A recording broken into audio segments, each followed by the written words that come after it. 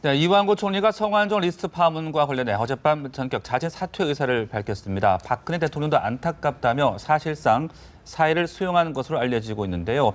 취임 60여일 만에 낙마입니다. 이 총리는 목숨까지 내놓겠다며 금품수수 의혹을 부인했지만 말과 다른 정황 증거가 잇따르면서 결국 사퇴를 했습니다. 앞으로의 국정 공백은 없을지 또 검찰의 성완종 리스트 수사에는 어떤 영향을 미칠지 민영삼 포커스컴퍼니 전략연구원장 김태현 변호사와 짚어보겠습니다. 어서 오세요. 네, 안녕하십니까. 그동안 이 꿈쩍하지 않던 이완구 국무총리 목숨까지 내놓겠다라고 밝힌 바도 있었는데 어젯밤에 갑작스럽게 사퇴 의사를 밝혔습니다. 어떻게 보셨습니까? 그러니까는 제가 듣기에는 사실 4월 16일 날 김무성 대표 대통령 독대 과정에서 상당히 뜻이 결정이 돼서 그게 그 다음 날 정도는 아마 이완구 총리 측에 전달된 것으로 제가 여권 핵심으로 얘기를 들은 바 있습니다. 그리고 나서 이제 근데 결정된 내용이라는 게 대통령이 결국에 문창극 모델식으로 대통령이 기구하시고 나면 2, 3일 뒤에 하는 그런 모델 방식을 취했는데 이완구 총리의 주변 상황이 계속 악화되면서 민심이 극도로 특히 이제 전화를 한 200여 차례 주고받아 시도했던 거 하며 또 개인적으로는 이 지방의원 출마 희망자들에게 변칙 후원금을 받는 거 이런 게 자꾸 쏟아져 나오면서 이완구 총리가 심리적으로 너무 부담을 겪고 또 여권이 받을 상처가 너무 커서 좀 상처를 최소화시키는 선에서 하루라도 빨리 당기자라고 해서 이런 여권 내부에 그런 어떤 컨센서스가 이루어져서 이렇게 되지 않았나 저는 그렇게 생각합니다. 네, 처음에 잘 모르는 사이라고 했는데 뭐 사진이나 영상이 나왔고 전화 200번 넘게 했다고 하고 하이패스 기록까지 나왔어요. 그런 시점에서 이제 사퇴를 했는데 사실 어제 오전까지만 해도 뭐 사퇴 의사는 잘 보이지 않았었거든요. 이렇게 갑작스럽게 사퇴를 하게 된 이유 그리고 지금 이 시점에 사퇴를 하는 거 타이밍은 어떻다고 보시나요? 민영삼 원장님 말씀하신 대로 아마 김무성 대표와 박근혜 대통령의 어떤 그런 회동에서 두 사람 사이에 어느 정도 컨센서스가 형성은 됐을 겁니다. 즉 이완구 총리를 경질을 하든 자진 사퇴를 하든 사퇴를 시킨다. 다만 그 시기는 대통령 갔다 오셔. 왜냐하면 국정 운영의 공백을 막기 위함이겠죠. 그렇기 때문에 김무성 대표도 일주일만 기다려달라는 얘기들을 선거 유세가 지원 유세 과정에 계속 하지 않았겠습니까? 네. 그런데 그 당시에 김무성 대표와 박근혜 대통령께서 한 얘기는 아마 전제 조건이 상황이 더 악화되지 않는 것을 전제를 했을 겁니다. 현상 유지만 돼도 일단 대통령 오실 때까지는 버틴다라는 게 아마 전제 조건이었을 거예요. 그런데 상황이 굉장히 안 좋아진 것이죠. 계속된 의혹이 나오고 더군다나 그거를 변명하는 과정에서 이완구 총리가 뭐 비서관을 시켜가지고 아직 확실한 건 아니겠지만 뭐 회유라든지 그런 의혹들이 지금 생기고 있잖아요. 그렇기 때문에 이완구 총리로서는 더 버티기는 쉽지 않았을 것이고 거기다가 야당의 해임 건의안 공세, 이 해임 건의안 공세는 여권에서 아마 인식을 하고 있었을 겁니다. 결국 야당에서 던질 수 있는 카드가 가장 강한 카드가 그거라는 것은 예상을 하고 있었을 텐데. 문제는 야당에서 해임 건의안 얘기가 나오자마자 새누리당 초재선 의원들을 중심으로 야 이건 우리가 받아야 된다. 빨리 이완구 총리 사퇴해야 된다는 강한 기류가 있었거든요. 그러니까 이완구 총리는 버틸 수 없었겠죠. 그리고 더 하나 이게 뭐 얼마나 영향을 미쳤는지 모르겠으나 대통령께서 바로 처리를 안 하고 갔다 와서 미루신 거는 국정 공백 때문이거든요. 그런데 공교롭게도 어제 최경환 총리가 귀국을 했죠.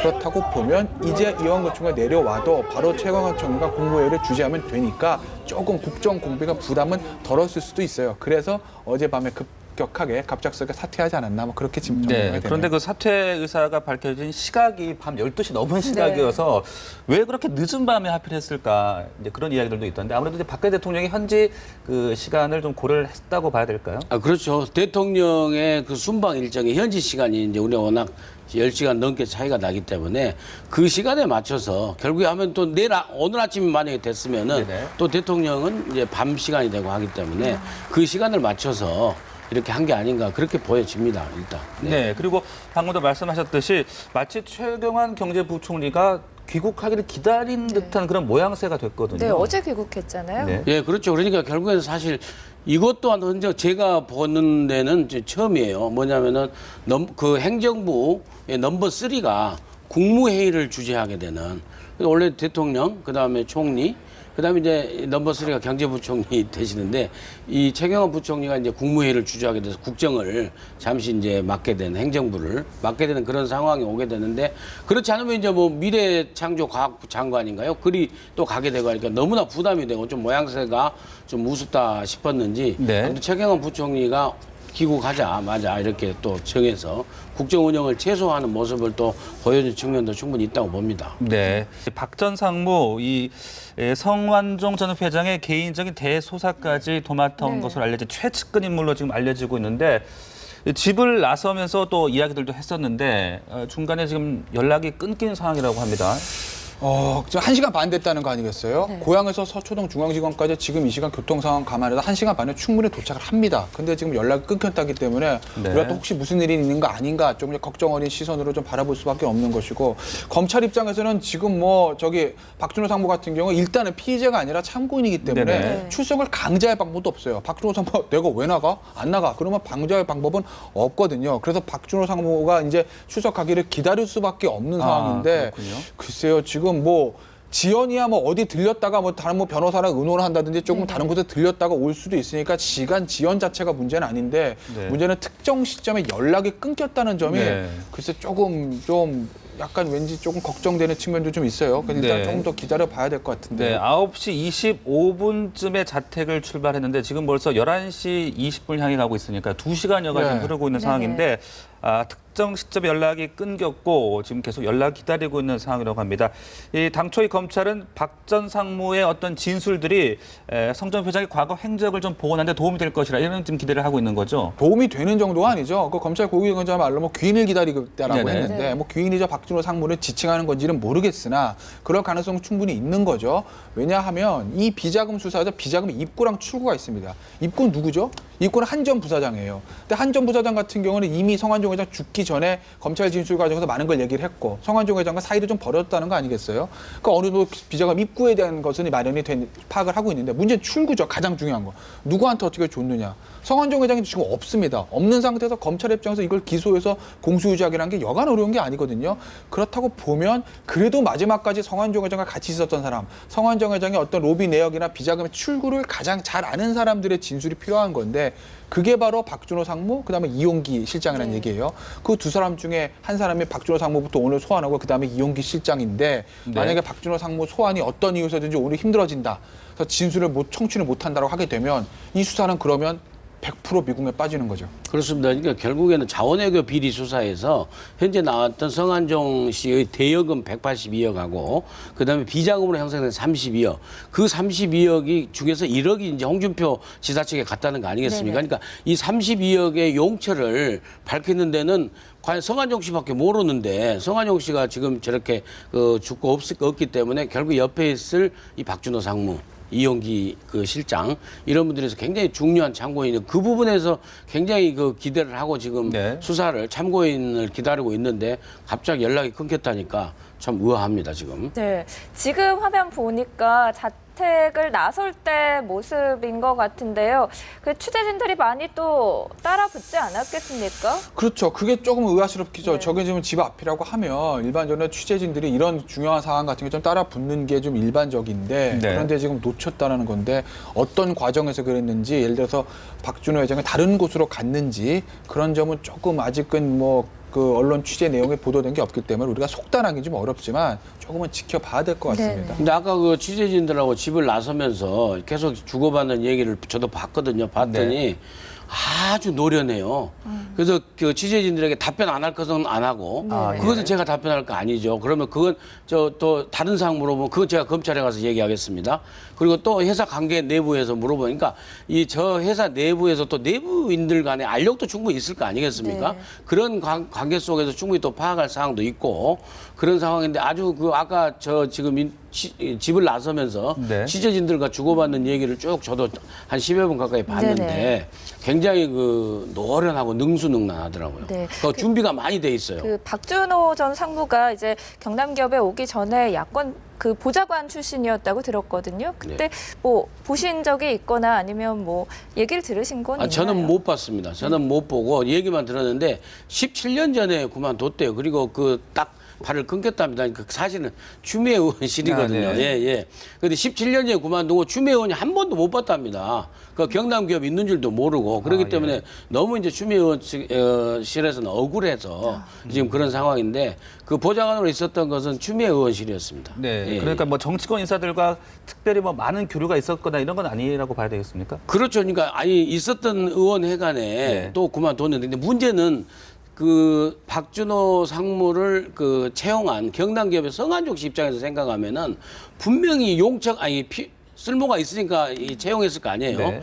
결국에 대관 업무라고 하거든요. 대관청 업무라고 해서 정치권 로비의 인물로 네. 사실은 채용했을 가능성이 크죠. 그렇죠. 성한종 씨 예. 입장에서 보면은. 근데 이제 실질적으로 어떤 정치권에 로비를 했는지는 봐야 되겠지만 아무튼 추미애 의원실하고는 17년 동안 나간 뒤로 한 번도 접촉한 적이 없답니다. 네. 예, 그렇기 때문에 좀 억울해하고 그러니까 통상적으로 많아요. 그 국회의원 보좌관들, 비서관들, 보좌진들이 일반 대기업에도 많이 가고 또 특정 대기업에 얼마 전에 많이 가서 구설수에 많이 올랐지 않습니까? 네, 그런 경우가 많죠. 네.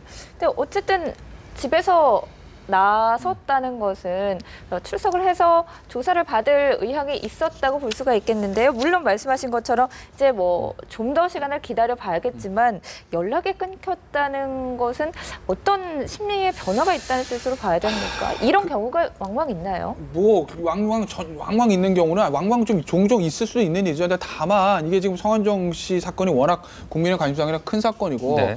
박준호 상무라는 사람이 어떻게 보면 성한종 회장이 없는 상태에서는 거의 피의자급 참고인이거든요. 그럼 그 사람은 죄가 있다는 게 아니라 그만큼 중요한 진술을 할 수밖에 없는 상황에서 온 언론과 검찰과 국민의 관심이 있는 상황에서 지금 이런 일이 벌어졌기 때문에 우리가 조금 당황스러운 건데 네. 연락이 끊겨졌다는 점에 대해서 글쎄 이게 왜 괜한 우리가 걱정인지 모르겠지만 우리가 성한종 회장 때 굉장히 안 좋은 상황을 좀 경험을 했기 때문에 혹시 이것도 그런 일이 생기는 거 아니야라는 걱정하는 시선으로 볼 수밖에 없는 것이죠. 네. 하지만 그래도 성한종 회장 때보다는 좀 나은 건 분명히 저 기자들 중에서 일부라도 좀 따라 붙는 사람이 있었을 거거든요. 그렇기 때문에 박준호 저 상무가 뭐 그래 극단적인 선택을 했을 가능성은 지극히 낮다고 보이지만 그래도 경찰과 연락이 안 된다는 그 점이 왠지 좀 네. 좀 더 뭐 준비를 하려 했다거나 아니면 소환에 대비하려 했다거나 그렇진 뭐 않을 이런 거예요. 부분은 왜냐하면 오늘 이미 소환 예정이 다 돼 있었기 때문에 네. 박준호 상무 입장에서 가서 얘기할 거 얘기하지 않을 거는 이미 다 준비는 됐을 겁니다. 어느 정도 어저께 마음은 먹었을 거예요. 네. 오늘 지금 박준호 상무가 지금 어디로 갔는지 모르겠으나 예를 들어서 출발할 때는 나 검찰로 가야지. 근데 중간에 마음이 바뀌었다든지 뭐 어디 전화를 받는다든지 해서 행선지를 바꾸거나 속된 말해서 잠적을 할 그럴 가능성은 지극히 낮아요. 이미 잠적을 하든 출동을 하든 박준호 상무가 어떤 선택을 하든 그 선택은 이미 어젯밤에는 다 결정이 됐겠죠. 그리고 오늘 그 본인의 결정들을 실행에 옮기는 거기 때문에 네. 이동 과정에 어떤 변수가 생겨서 생선지를 바꾸거나 목적을 바꿨을 가능성은 글쎄 제가 봤을 땐 지금으로서는 낮아 보여요. 네, 또 이 박준호 전 상무가 핵심 참고인 가운데 첫 소환자였기 때문에 네. 의미가 있다라고 볼 수 있지 않겠습니까? 아까 말씀드린 대로 이 비자금의 이 출구를 밝힐 수 있는 두 사람 중에 지금 탑2 중에 하나거든요. 가장 중요한 인물들도 무방한 것이죠. 더군다나 어제 정치권 출신이고 해서 여러 가지 또 얘기들이 나오기 때문에 검찰 입장에서는 박준호 상무의 진술을 청취를 못하면 박준호 상무의 수사가 막히게 되면 이 수사는 아까도 제가 말씀드린 100% 이건 미궁에 빠집니다. 할 수가 없어요. 뭐 메모가 아니라 메모 할아버지가 나와도 거기 넣은 거도 어떻게 기소하겠어요. 누구 얼마 쓴 거 가지고. 신빙성 자체가 담보가 안 되는 상태인데. 거기다가 뭐 이완구 총리와 홍문종 지사 같은 경우에 나름대로 그 녹취 파일에 좀 구체적인 진술이 나왔기 때문에 그거를 빌미를 그거를 어떤 단서로 삼아서 여러 가지를 캐 나가지만 나머지 사람들 더군다나 지금 뭐 언론에서 보도한 야권 인사에 대한 의혹들 네. 이것들은 정말 그야말로 누구 얼마뿐이지 나머지 시간 장소 특정된 게 아무것도 없거든요. 네. 그렇기 때문에 검찰로서는 이건 뭐 검찰이 아무리 내가 정권 실세까지 칼을 겨누겠다는 의지가 가지고 있다 하더라도 물리적으로 될 수 있는 수사가 아니에요. 박준호 상무에서 막혀버리면. 네. 네, 자 지금 서울고등검찰청 앞의 모습을 보고 계십니다. 지금 많은 취재진들이 계속해서 박준호 전 상무의 출석을 기다리고 있는 상황인데 앞서도 전해드렸듯이 지금 이 특정 시점에서 연락이 끊겼고 계속 지금 연락을 기다리고 있는 상황인 것으로 전해지고 있습니다. 글쎄 저기 좀 하나 제가 의심스러운 거 분명히 이게 어느 취재진들 따라 붙으면 네. 검찰 입장 대부분 뭐 언론사 통해 가지고 혹시 지금 그 차에 따라 붙은 사람이 있는지 어느 정도 좀 파악을 할 거라고요. 1시간이나 지났기 때문에. 검찰도 손 놓고 있겠습니까? 그러면 어느 정도 지금쯤이면 네. 박준호 상무의 행방을 파악했을 가능성은 저는 높다고 보는데 아직까지 네. 검찰에서 공식적인 발표가 안 나온다는 게 글쎄 이게 뭘 의미하는 건지. 그래서 이 상황 어떻게 좀 아니 그래서 저도 네. 아까 이제 수분 동안 계속 집을 나서면서 그 박준호 씨가 계속 취재진들하고 주고받는 답변하는 과정을 보니까 무슨 어떤 결연한 무슨 의지가 몸에 배에 나거나 그런 게 아니었어요. 네. 굉장히 부드러운 톤으로 계속 주고받고 얘기를 하면서 답변도 아주 잘했거든요. 네. 그리고 정말 놀랍게도 다시 말씀드리지만은 이 곤란한 부분은 검찰에 가서 말씀드리겠습니다. 그렇게 얘기하고 또 어떤 부분은 그것은 제가 뭐 말씀드릴 사항은 아니죠라고 그 딱 피하면서 답변하는 게 그러면 굉장히 지금 그 검찰에 출두하는 그 준비된 네. 그런 자세 오히려 이제 뭐 변호사인 누구든 다 만나고 완벽하게 출두할 참고인 출두할 준비가 돼 있는 그런 그 자세가 어투였거든요. 근데 가다가 지금 연락이 안 됐다고 하니까 그리고 지금 어떤 극단의 무슨 선택을 하기에는 아까 그런 분위기는 전혀 아니었는데 지금 네. 연락이 안 됐다고 그러니까 은근히 이제 걱정되고 좀 그런 그 감이 좀 이상해지는 측면도 있긴 합니다. 네, 예, 박준호 전 상무 관련된 새로운 소식은 들어온 대로 저희가 네. 또 계속해서 전해드리겠습니다. 자, 이완구 총리 이야기로 좀 다시 돌아와 보죠. 이 박근혜 대통령도 이 사의 표명에 대해서 안타깝고 또 고뇌를 느낀다. 사실상 이제 사의 수용의 뜻을 예. 밝혔습니다. 네. 뭐 박근혜 대통령 입장에서 이미 떠나기 전에 갔다 와셔서 사표를 수리하고 뭐 경질을 하겠다는 뭐 어느 정도의 의사는 사실은 밝히신 거랑 마찬가지이기 때문에 뭐 시간이 좀 앞당겼던 어떤 그런 변수는 생겼지만 여기서 박근혜 대통령이 그 사의를 수용하지 않을 이유는 없는 것이죠. 그냥 갔다 와서 공식적인 사표 수리는 갔다 와서 하실 거고 이제 새 총리 임명에 들어가실 텐데 오늘 박근혜 대통령 하신 말씀 중에서 제가 가장 제 귀에 이제 와닿은 거는 이제 부패 척결이라는 얘기거든요. 그냥 부패 척결이라는 단어가 지금 굉장히 많이 나옵니다. 그러니까 처음에 이 사건 터졌을 때 가만히 계시다가 그 국민안전처 가셔서 모두발언 한번 하셨죠. 네. 그다음에 김무성 대표랑 그 회담했을 때 또 부패 척결 얘기가 나왔습니다. 그 오늘도 세 번째 나와요. 네. 근데 공교롭게 어저께 황교안 장관이 뭐라 그랬습니까? 국회 나가가지고 8인의 리스트에 한정된 거 아니다. 할 수 있는 데까지 정치자금 전반에 관해서 파보겠다는 얘기를 했거든요. 네. 그러고 나서 오늘 이완구 총리 물러난 다음에 박근혜 대통령 다시 부패 척결 얘기를 하셨는데 네. 글쎄 제가 좀 속단하는 건지 모르겠지만 박근혜 대통령이 외국 갔다가 오셨기 때문에 뭐 그것이 기자회견이든 뭐 간담회든 아니면 지난번처럼 여야 대표 3인 회담이든 어떤 형태로든지 어떤 대국민 메시지를 발표할 가능성이 높거든요. 갔다 순방 결과를 설명을 해야 되니까 그때 아마 박근혜 대통령이 이 부패 척결에 대해서 굉장히 이제까지 나왔던 것과는 전혀 다른 강한 톤의 어떤 성명이나 그런 것들이 나올 가능성도 있다는 거죠. 즉 이완구 총리 줬다. 내 팔을 줬다. 내 팔다리 다 줄 테니 이거 우리 한번 정치자금 전반에 대해서 정치개혁적인 측면에서 부패 척결 한번 해보자라는 아마 강력한 의사가 나올 가능성이 높다고 보고 이걸로 아마 박근혜 대통령이 향후 전국의 주도권을 쥐고 이끌어 갈 가능성도 현재까지 좀 있어 보여요. 물론 정확한 건 다음 주쯤에 대통령 갔다 오셔서 첫 메시지가 뭔지 네. 아마 밝혀지겠지만. 네. 네. 그 박근혜 대통령 집권 3년 차인데 부패 척결, 경제 살리기 그리고 공무원 연금 개혁 등 뭐 모든 과제가 지금 표류하고 있는 상태라고 할 수가 있거든요. 그래서 말씀하신 것처럼 뭐 이런 대규모 사정 카드를 빼들 수도 있지 않겠느냐라는 전망들도 나오던데요. 그러니까요, 말씀하신 대로 표류한 게 아니라 지금 중지돼 있는 상태죠. 그래서 국정 3년차에 동력을 부패 척결로 한번 해보려고 해요. 자원외교 비리, 방산 비리, 그리고 이제 그 나머지 기업 비리 등 부패 척결을 해보려고 그러는데 그걸 주도하는 국무총리가 부패 문제로 이렇게 네. 정치적 책임을 지고 중도 하차하게 돼서 정말 난감한 상황이죠. 그렇지만은 제가 볼 적에는 박근혜 대통령의 스타일상 이런 어려울 때일수록 이 천막 도검이라고 할까요? 그걸 네. 꺼내드는 정면 돌파를 할 것이다. 그래서 오히려 이런 위기임을 받아들이고 오히려 반전의 기회로 삼아서 정치권 전반에 관한 개혁적, 혁명적 수준에서의 그 비리, 정치 비리 척결을 갖다가 어느 검찰 수사가 동료에서 성과를 내면은 그럼 자원외교 비리, 방산 비리와 함께 정치권 비리로서 오히려 반전의 기회가 충분히 될 수 있다. 몇 달 뒤에는 그런 이 정치 행로를 생각하고 대통령께서 계시지 않을까 저는 추측해 봅니다. 그리고 정치권 사정비리라는 게 간단치 않은 게요. 네. 이 성한종 씨가 알고 봤더니 2002년 노무현 대선 때 거기 대선 캠프에 대선 자금을 3억을 댔어요. 그래서 이 안교부 아니 중수부장 안대희 중수부장이 발표까지 했는데 그때 당시 워낙 한나라당이 차떼기당으로 50억, 100억씩 이렇게 부패해서 하다 보니까 10억 미만은 처벌을 안 했어요.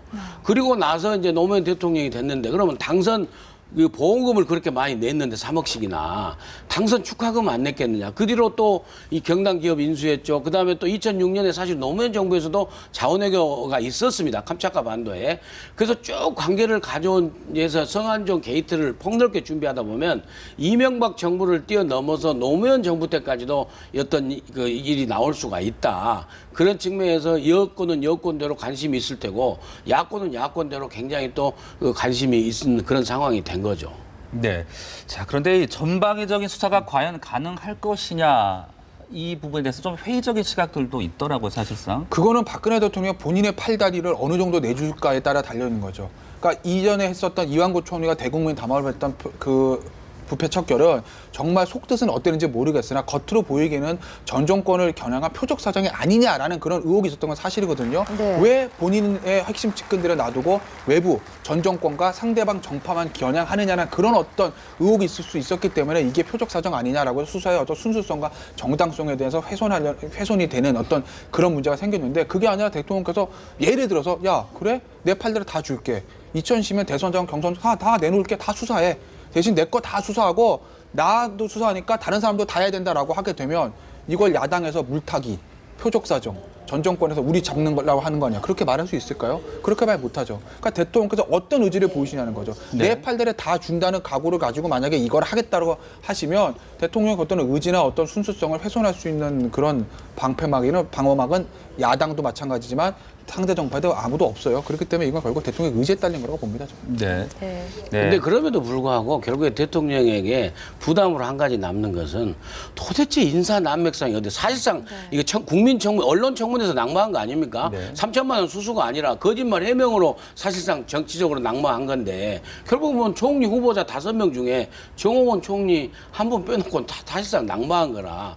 그래서 결국에는 총리 인사 난맥상 그다음에 총리 후보자 청문회 트라우마 이게 지금 박근혜 정부 내내 갈 것 같아요. 네. 그 갑자기 인맥상 말씀하셨으니까 여쭙고 싶은데요. 지금 이 총리가 전격 사퇴하면서 뭐 향후 총리는 또 누가 될 것인가 이 부분도 얘기가 벌써 나오는 것 같습니다. 아무래도 총리 인선부터 임명까지 시간이 좀 걸리니까요. 그래서 저희가 시간이 얼마 남지는 않았는데 이 부분만 간단하게 여쭐게요. 뭐 어느 정도 그 지난번 외국 떠나시기 전에 김무성 대표와 회담에서 뭐 이 총리의 어떤 경질로 가닥을 잡으신 마당에 이미 뭐 청와대 참모진들은 그 부분에 대해서는 준비를 하고 있을 거로 보이고요. 글쎄 어느 정도까지 이제 그 인선이 와 있는지 모르겠지만 곧 국정 공백을 최소화하기 위해서 발표하시지 않을까. 근데 다만 어떤 컨셉으로 가실까 하는데 대통령의 만약에 그 국정 운영의 지금 방점이 오셔서 부패 척결을 좀 더 강하게 강조하신다라고 하게 되면 네. 그러면 부패 척결과 관련이 있는 예를 들면 예전 같으면 이제 뭐 안대희 대법관 지금은 안대희 대법관 한번 낙마했으니까 못하겠지만 네. 그런 정도의 부패 척결에 강한 사정 드라이브를 걸 수 있는 인물이 오지 않을까 조심스럽게 한번 추측을 해봅니다. 제가 생각할 적에는 화면에 나가신 분들 중에는 안 계시네요. 근데 저는 그런가요? 그 바로 방금 우리 김 변호사님께서 말씀하신 그런 그 컨셉이라고 그러면은 한교안 법무부 장관도 상당히 근접해질 수 있다. 저는 그런 생각도 해봤습니다. 네, 알겠습니다. 자, 그리고 방금 또 들어온 소식에 의하면 박준호 전 상무가 변호사를 만나고 출석할 것이다. 지금 이런 이야기들이 알려지고 있다고 하는데요. 보다 정확한 사항들은 들어온 대로 또 저희가 계속해서 이야기를 해드리겠습니다. 오늘 네. 두 분과 대담은 여기까지 듣겠습니다. 고맙습니다. 고맙습니다.